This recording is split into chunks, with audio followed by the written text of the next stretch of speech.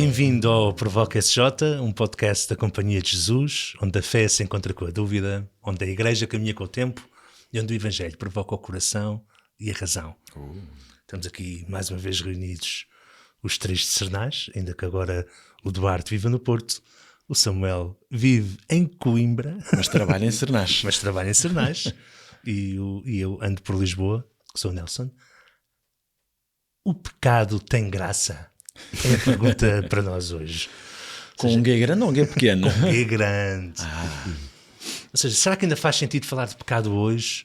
Ou será que isto é uma palavra pesada do passado, que é só para instilar um sentimento de culpa? Eu acho que durante, principalmente o século XX, mas nas últimas décadas continuamos a tentar falar um bocadinho disto. Dizer que o pecado é uma imposição da religião. Mas com a retirada que tem existido da religião, da praça pública, se Deus desaparece, também desapareceria o pecado. Mas a verdade é que nós continuamos aqui, mesmo pessoas não crentes, sempre à luta com esta questão há um sentimento de falha. Há feridas, há limites, há contradições. Então talvez o pecado seja menos sobre fazer bem, mas muito mais sobre relação com Deus, com os outros, consigo mesmo. E portanto hoje estamos a falar um bocado sobre o que é o pecado, o que é graça e o que é uma vida cheia de graça, como Nossa Senhora viveu e nós somos chamados a viver também. Portanto, quem é que vocês querem agarrar nesta questão mas afinal, o que é o pecado? Eu meti a baixa para este episódio. Então pronto. Temos aqui três especialistas em pecado. Sim. Ou em pecado ou em ser pecador, pelo menos. Não é? Eu pego já nesta palavra que tu usaste, que é de relação. Não é? O pecado é muito mais do que uma questão moral, é muito mais do que fiz bem ou fiz mal, ou deixei de fazer ou não fiz. O pecado tem a ver com a escolha consciente de quebrar uma relação. Não é? Quando, por minha iniciativa, eu escolho não fazer todo o bem que posso. E bem, este fazer não fazer superlato, porque pode ser pensamentos, palavras, atos ou omissões, já sabemos. Não é? Mas quando, de algum modo, eu prefiro ficar fechado só no superficial, no rápido, no que é só meu, e isso não me abre à plenitude, à eternidade, se quisermos, isso não me abre a Deus, ao divino, se eu me esqueço da minha condição também de criatura divina, não é? Estou a pecar, não é? Um vazio, há uma ruptura, e portanto não há uma lista de coisas que se faz bem ou mal, está certo ou errado, não há um peso moral ou moralista sobre as ações ou os pensamentos. Há esta consciência de que eu preferi o que me isola, preferi o que rompe, não é? Tem a ver com isto. Sim, várias coisas. Claramente um certo egoísmo, não é? O que me volta para mim, o que estavas a dizer. Portanto, eu uso a palavra egoísmo, mas também tem a ver com a confiança. É engraçado, desde o início da Bíblia, a primeira coisa que aconteceu, quando se fala o pecado original, no fundo, enfim, sem querer entrar aqui, mas o que está lá, pelo menos narrativamente, deixaram de confiar na bondade de Deus. Isso. Deixaram de confiar na bondade de Deus, portanto, e por não confiarem na bondade de Deus, vão viver às próprias custas. E substituíram-se ao próprio Deus? Sim, é isso. Por isso, quando Deus é uma espécie de adversário em que eu não posso confiar, obviamente. Claro. Mas isso é uma coisa extraordinária que muitas vezes nós entendemos, eu acho, erradamente, não sei se isto não chega a ser heresia, mas está ali próximo, de definirmos o ser humano como pecador. E o ser humano, a boa nova é: nós não somos definidos pelo pecado. O que nos define é que somos filhos queridos e amados de Deus. O pecado é a ferida. O próprio da ordem da criação é a graça e não a desgraça. Não uma vida sem graça. O pecado é uma ferida. E por vezes falamos tanto de pecado e damos tanto papel e protagonismo e espaço a falar do pecado que nos esquecemos a história da salvação é a história da graça. É uma comédia. Começa bem e acaba melhor. Que é o que está na Sagrada Escritura. Começamos com o Gênesis, tudo é bom. e acaba ainda melhor com a comunhão dos santos. Sim, mas há umas visões ligeiramente mais pessimistas em que, no fundo, isto estava tudo bem e estragaram isto tudo e por isso nós andamos a remediar isto, andamos a... o Varrião tinha aquela coisa engraçada de ver o canalizador mor e vinha o filho, estragámos os canos e vinha o filho de canalizador arranjar os canos.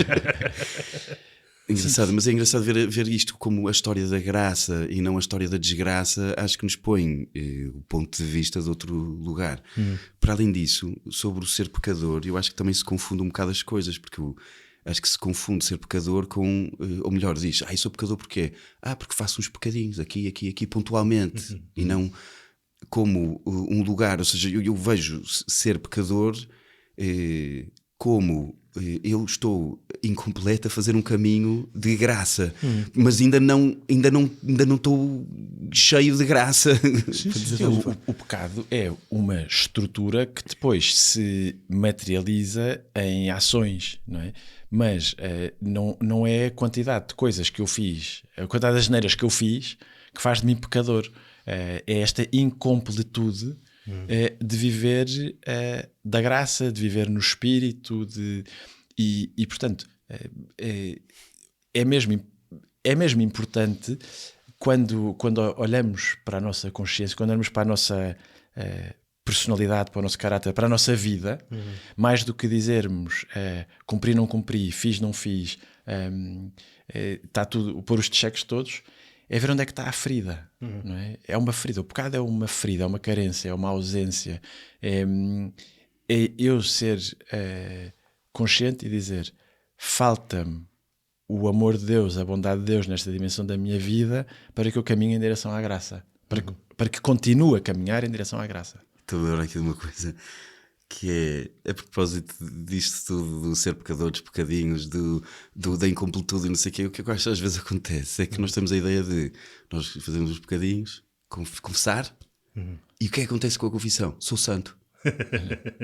Não és santo. Não é isso que acontece. Ou seja, a ideia de alguma forma da vida como... Não sei, como se pronto, a confissão que faz é apagar as coisas para trás, os pecadinhos todos, não é? E eu naquele momento sou santo. Depois estraga outra vez essa coisa toda. E depois confesso-me outra vez, sou santo outra vez. Tenho uma imagem boa para isso. Que lembram-se quando éramos miúdos, uns quadros que haviam com duas rodinhas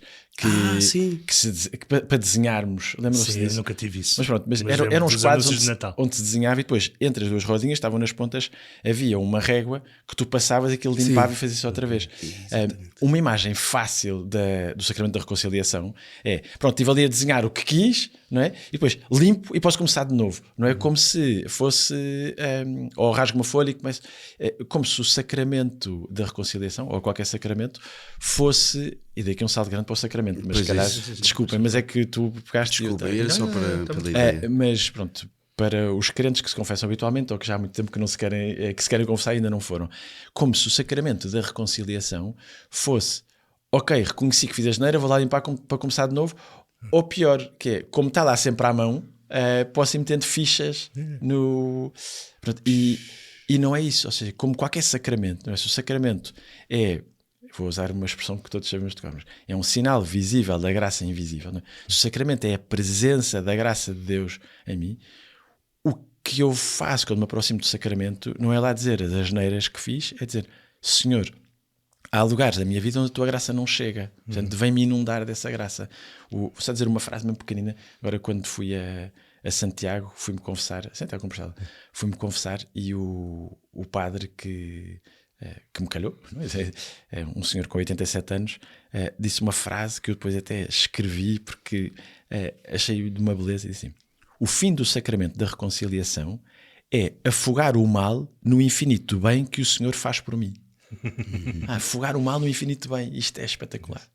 Não, é mesmo bom que nós estamos aqui nesta linha de estamos a falar do pecado, temos de chegar até à graça, né? Se nós usamos a palavra pecado, que vem do latim dívida, peccatum, algo que falta, uma perda, na verdade São Paulo a palavra que usa é a palavra grega amartia, que é falhar o alvo. Eu não faço o bem que quero, mas faço o mal que não quero.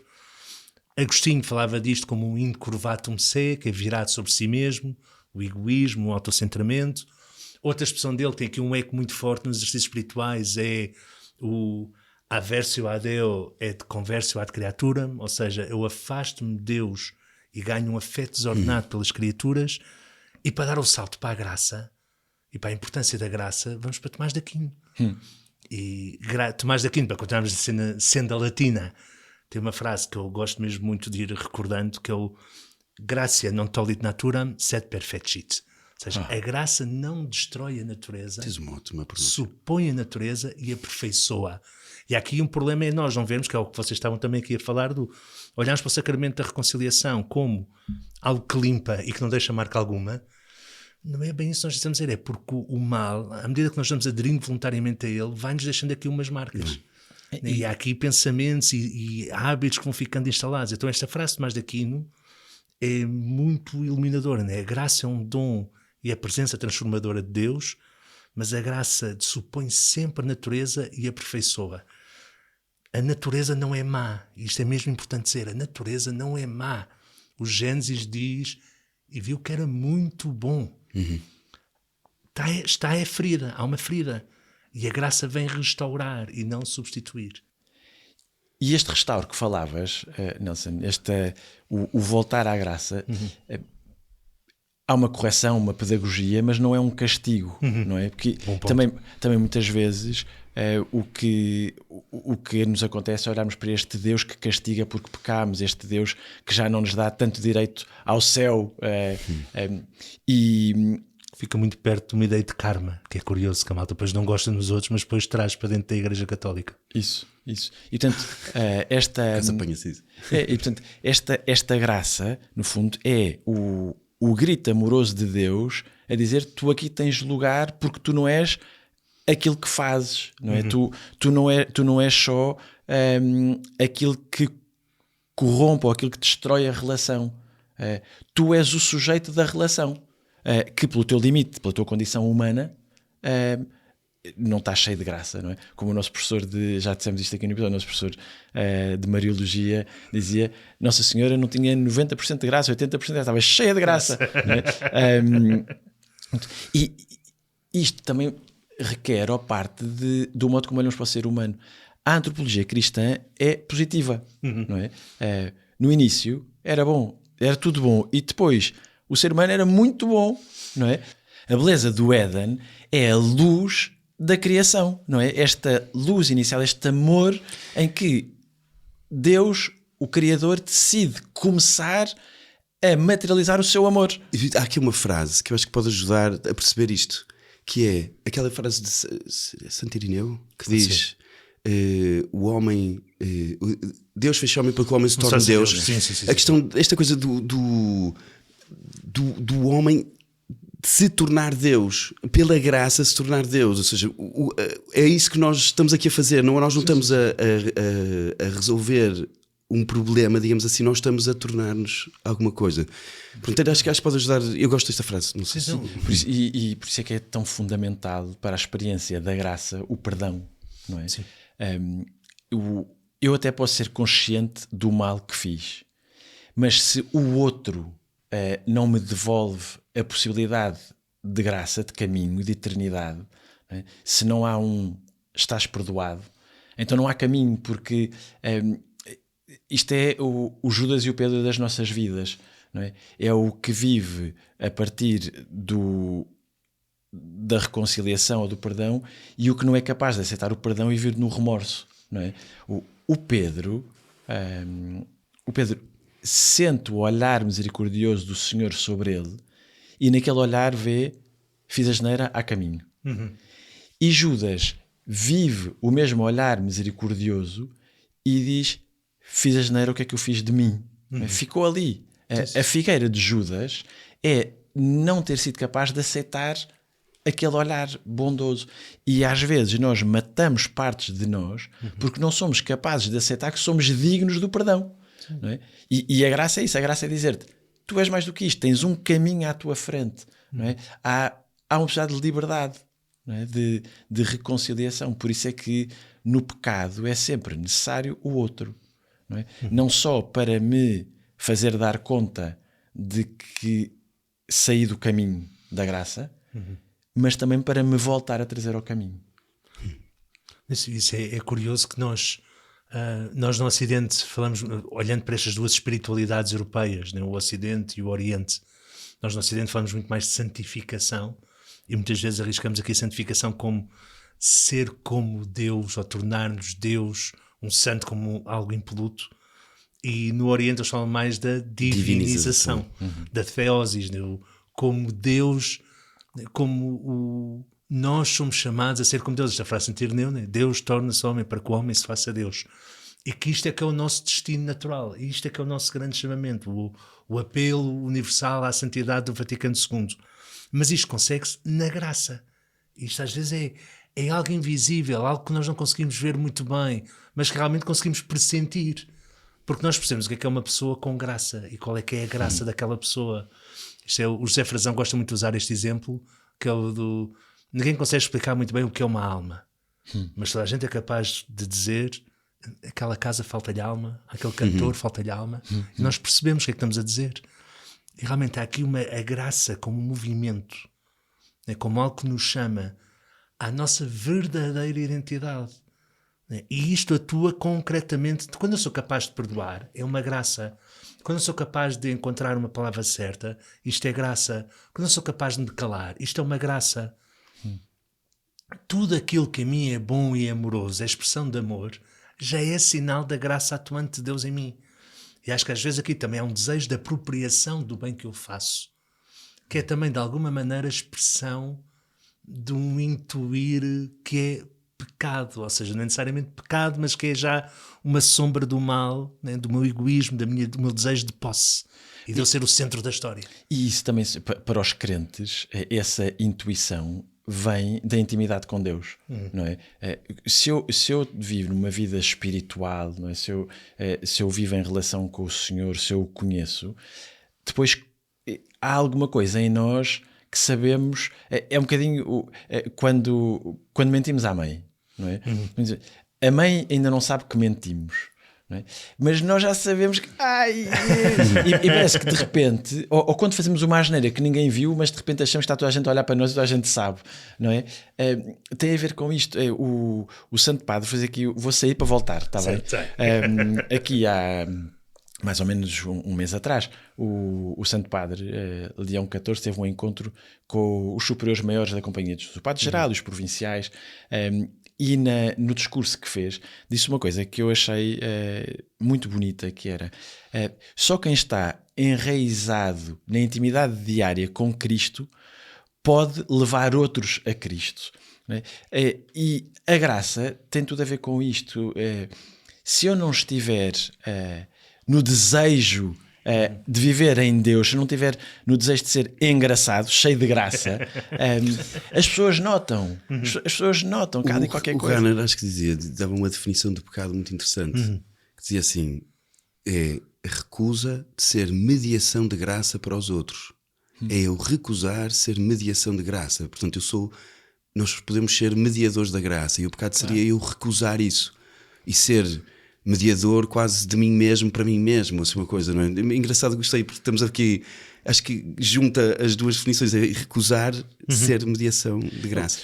O sacramento da reconciliação, vamos lá ver, vou voltar aqui para não, mas para explicar esta metodologia, que pode chamar de confissão, reconciliação, o que for, mas os três movimentos, se quisermos, têm tudo a ver com esta relação, que é: eu dou-me conta que não estou no caminho da graça, não é? Que por minha iniciativa quebrei, não é? Quebrei, isolei-me, fechei-me.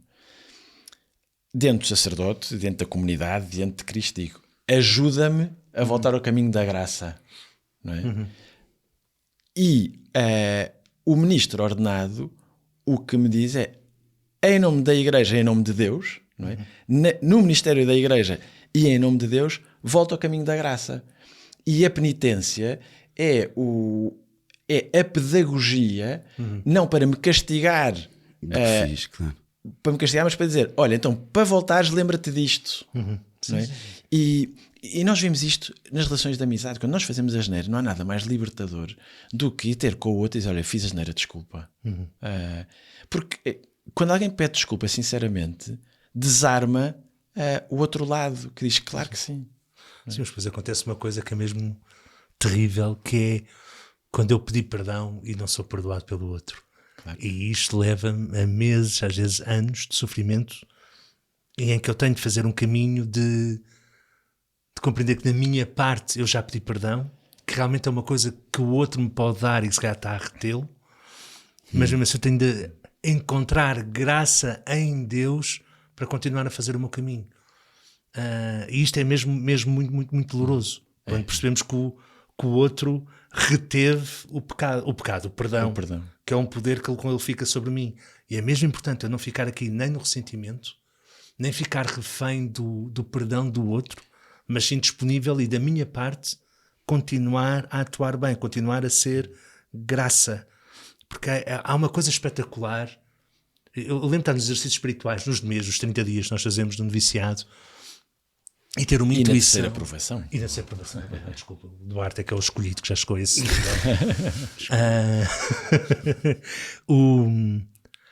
De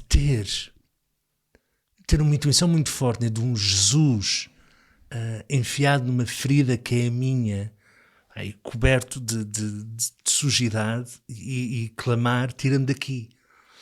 Ou seja, há aqui algo na nossa conversão de vida, que é um poder libertador do nosso Deus, mas é algo com o qual nós nos encontramos na ferida. Isso, boa. E Exato. não fora da ferida. E às vezes nós andamos à procura da graça fora da nossa história de pecado, mas a graça encontra-nos na minha história de pecado. Por isso é que reconciliação é fundamental, não é? Porque na história de relação com Deus, a reconciliação supõe sempre o caminho de duas partes, não é? E se há alguém que não me perdoa, eu fiz tudo o que está ao meu alcance, mas na história com Deus, Deus também se aproxima sempre, não é? E por isso é que há reconciliação. Não, eu voltar aqui ao que estavas a dizer, eu acho que isto é muito importante. O pecado é o lugar, o pecado, a fragilidade, o limite, é o lugar privilegiado onde a graça começa a atuar. E eu acho isto para mim foi altamente libertador, porque eu achava que era exatamente o lugar onde da ausência total, ou que eu tinha que superar o estado de pecado, digamos assim, para dizer não sei como dizer isto, o estado de desgraça, para poder se aproximar. Mas não, é exatamente na ferida ou no pecado que a graça começa a atuar. Porque também é o lugar onde eu estou desarmado, onde eu não tenho nada para dar de volta. E eu acho que uma espécie de deserto, não é? Digamos assim. Eu acho isto tão importante, foi tão importante na minha vida, e acho que é tão importante na nossa vida, o lugar onde a graça pode começar a atuar e a agir e a trabalhar. Não é o lugar da minha virtude, não é o lugar do meu bom comportamento. É em primeiro lugar o lugar da fragilidade e do pecado. E eu acho isto mesmo importante. E o Evangelho, na verdade, está cheio disto do princípio ao fim. Portanto, a experiência mais espiritual mais verdadeira eu acho que é esta, a experiência da misericórdia, da graça que vem pela misericórdia, que transforma completamente. Não sei, isto eu acho tão importante. Isso é que é a parte central, que nós às vezes esquecemos. Agarramos no Evangelho e transformamos o Evangelho tanto quase num manual de boas práticas, ser boa pessoa, e esquecemos qual é que é a boa nova. E a boa nova é: no teu pecado há graça. Tu és graça. Há aqui uma graça para libertar. Então eu vim para libertar os cativos, dar a vista aos cegos. Todo este profeta Isaías, do qual está cheio os Evangelhos, e os profetas maiores estão sempre presentes nos Evangelhos, estão radicados aqui. Qual é que é a boa nova? A boa nova é: tu não és do tamanho do teu fracasso e do teu desamor. Tu és muito mais. E Deus dá-te a graça para o viver. Isto é que é o Evangelho. Ninguém está condenado a ficar preso no seu erro. Ninguém está condenado a isso.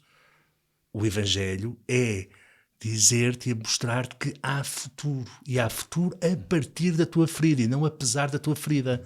O nosso Deus não é um Deus que se impressiona com currículos. Exato, cadastros éticos.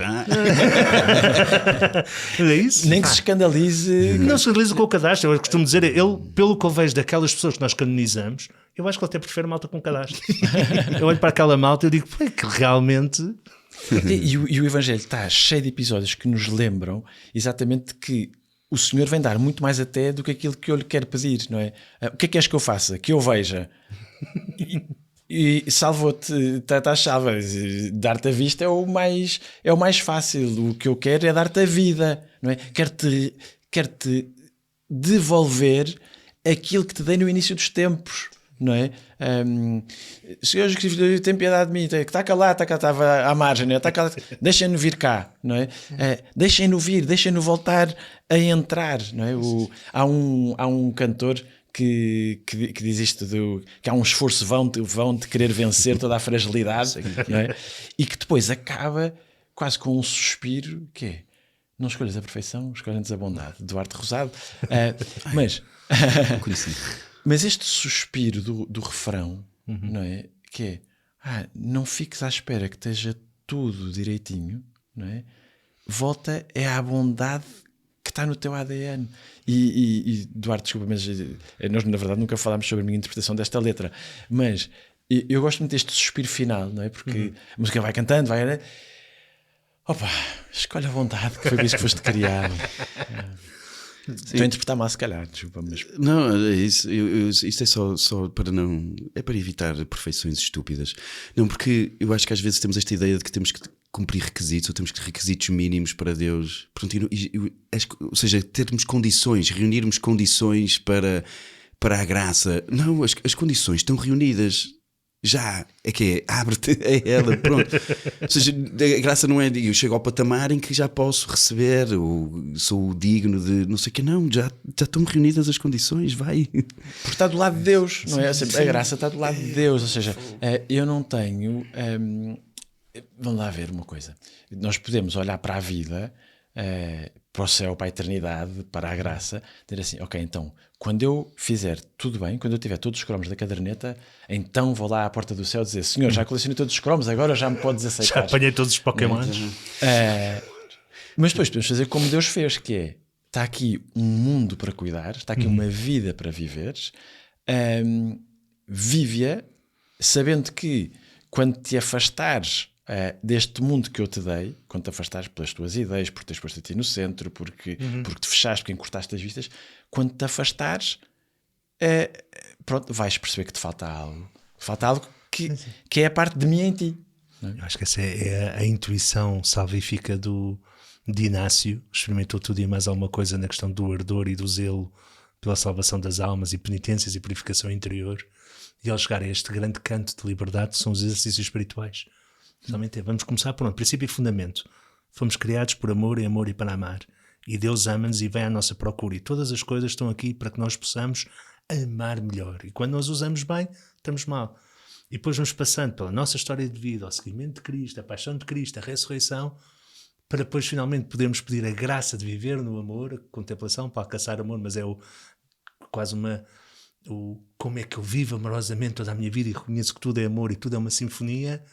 Não uma sinfonia no sentido em que tudo está certinho, mas eu consigo, a partir do meu olhar esperançoso, ver o que é que está para lá. E por isso atuar já a partir do futuro. Um cristão atua a partir do futuro. Não está projetado no futuro. Nós vivemos do futuro. Porque ninguém consegue ir sozinho ver o limite, a fragilidade, a porcaria que é a palavra que se pode usar num podcast. Né? Ninguém lá pode ir sozinho. Ou seja, nós não vamos à nossa história de pecado para confirmar aquilo que já sabemos. Não é? Alguém vai... Quando é que alguém é salvo? Quando está no fundo. Não é? Quando é que alguém sente a misericórdia? Quando agarram pela mão e o levantam. Mas eu não posso também esperar a misericórdia e a graça se não reconhecer a carência, se não reconhecer o meu limite. E, portanto, olhar para a minha história de pecado não é dizer que mal que sou, é dizer que mal que tenho aproveitado isto que me tem sido dado. Desperdício de vida, não é? Estás a desperdiçar. Que é uma das coisas giras quando a malta diz uma maneira de falar da primeira semana, que é quando olhamos nós para a nossa história de vida, é rezar a minha história de pecado. Eu digo, mas não é bem isso. A ideia de Inácio, muito mais, é rezar a minha história de graça. Ver como é que na minha ferida a graça está presente e Deus está lá e é aí que Ele me está a salvar.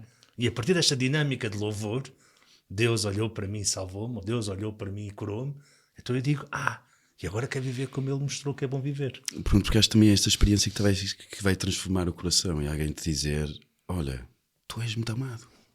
Tu és mesmo muito amado, és o meu filho muito amado, em ti pus toda a minha alegria. Quando alguém olha nos olhos e eu sei, mas eu ia dizer, mas não é possível. Não, estou-te a dizer, olha, estou-te a dizer isto é verdade. É mesmo verdade. Não é? Alguém que resgatou, que resgata, enfim, é muito bonito. Por isso é que é muito importante termos nos altares pessoas que nos dão modelos não de vidas perfeitas, mas de vidas que foram sendo construídas a partir desta intimidade. Todos os santos, até os que não estão nos altares, não é? Mas todos os santos, em algum momento da sua vida, reconheceram e disseram, Senhor, vem cá que eu já não posso mais. Não é? Sim. E depois, quando experimentaram isto que dizias, não é? Quando experimentaram este olhar a dizer, tu és muito amado, tu és a pessoa mais inacreditável que eu pude criar, não é? Como o Padre Alfredo dizia, Deus só sabe contar até 1, porque quando olha para nós não tem olhos para mais ninguém. Não é? Quando eu experimento isto, já não há volta a dar. Sim. Bom, então, o pecado está cheio de graça, não porque seja bom, mas porque Deus é misericordioso e Ele habita esses lugares. E não há ninguém fora do alcance da graça de Deus. Portanto, para fazer esta experiência miraculosa, exercícios espirituais é a nossa recomendação. Isto é tipo cassete riscada, mas é que para nós é fundamental. E agora vem um ano novo com imensas datas. É estarem atentos aos canais do Insta da Provoca para viverem esta maravilha de um Deus que vem à nossa procura e que nos vai salvar. Se este episódio te faz bem, se gostas de ouvir, partilha-se também connosco, deixa um comentário, deixa sugestões. E ser também um evangelizador, partilha este podcast, este episódio com crentes e não crentes, os seus cães, canários e amigos. Cães não cães, é como se diz em português. Cães é outra palavra. Isso é um pecado. Fica aqui. Pronto, e até breve a todos. Deus, obrigado. Vivam bem esta graça.